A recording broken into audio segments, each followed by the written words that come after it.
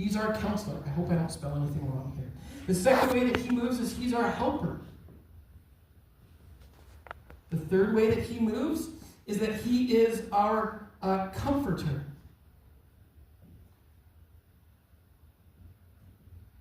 The fourth way that he moves is that he is our advocate. The fifth way that he moves is that he is our strengthener.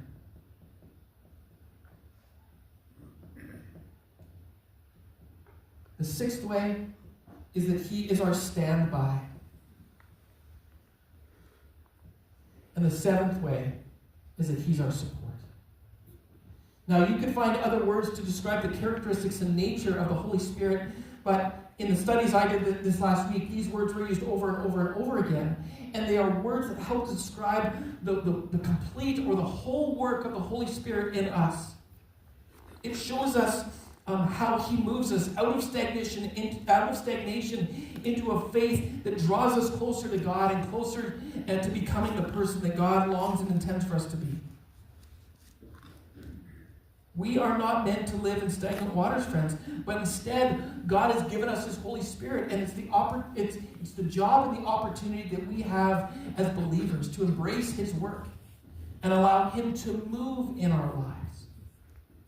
Psalm 143 verse 10 says, "Teach me to do your will, God, teach me to do your will, for you are my God. Let your good spirit lead me onto level ground."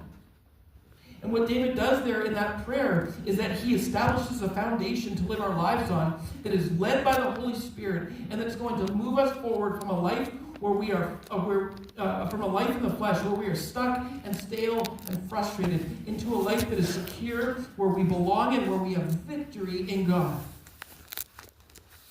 The Holy Spirit is a gift that empowers mission and grows the church, and it's a gift given to every believer that will change us. It will transform us. He will transform us.